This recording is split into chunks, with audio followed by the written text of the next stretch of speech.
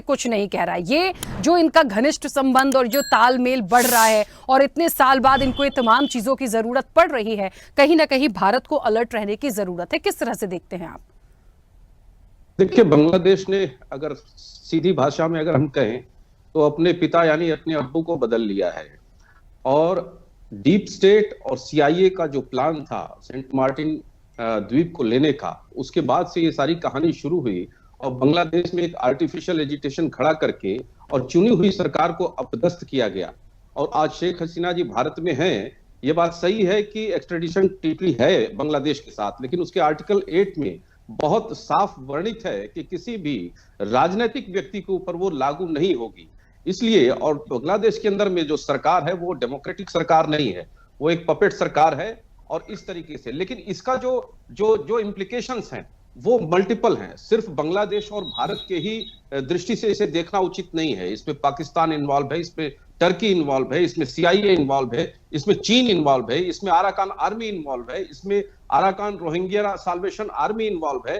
तो कई देशों के इंटरेस्ट इसमें टकरा रहे हैं। लेकिन इसमें जो सबसे बड़ा प्रभावित होने वाला जो देश है वो भारत है, इसमें कोई दो राय नहीं है। लेकिन भारत में आज एक ऐसी सरकार है जो हर फ्रंट पर इनको जवाब देने में सक्षम है और हर तरीके से सक्षम है।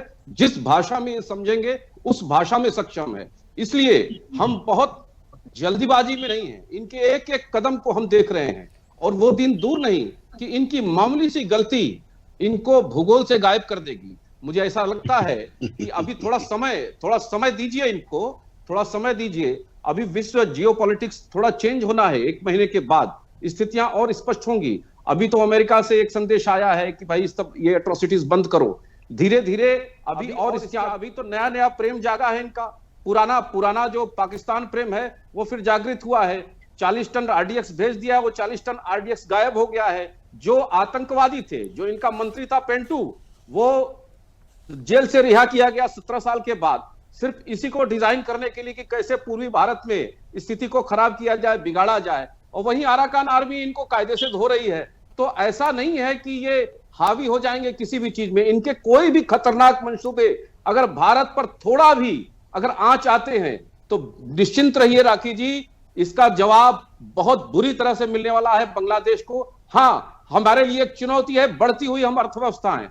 दुनिया में तीसरे नंबर की अर्थव्यवस्था की तरफ हम बढ़ रहे हैं। उसको कैसे चुनौती मिले, कैसे उसको रोका जाए, उसके पीछे डीप स्टेट का एक ये प्लान है, एक ये प्रोग्राम है।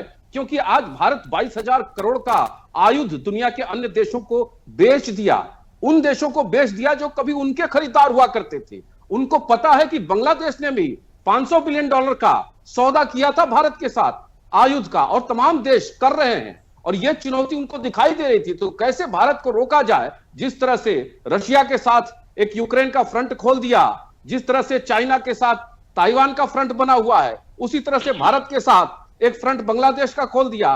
और ये ब्रिक्स की कंट्रीज जो हैं, किस तरीके से इनको डिसेबल किया जाए, किस तरीके से कमजोर किया जाए, जिससे इनके डॉलर की जो मोनोपोली है वो बरकरार रहे। लेकिन मैं आपको बता दूं, जियोपॉलिटिक्स बदलती रहती है। भारत अब वो भारत नहीं है, 1971 वाला भारत नहीं है कि 93,000 सैनिक छोड़ करके और हम अपने 54 सैनिक नहीं वापस ले पाए।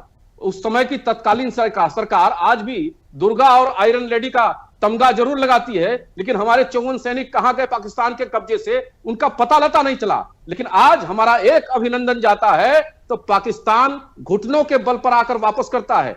बालाकोट में हम स्ट्राइक करते हैं, सफा चट होता है उसी बालाकोट में जहां अमेरिका ने ओसामा बिन लादेन को उठाया था और खत्म किया था, उसी धरती पर।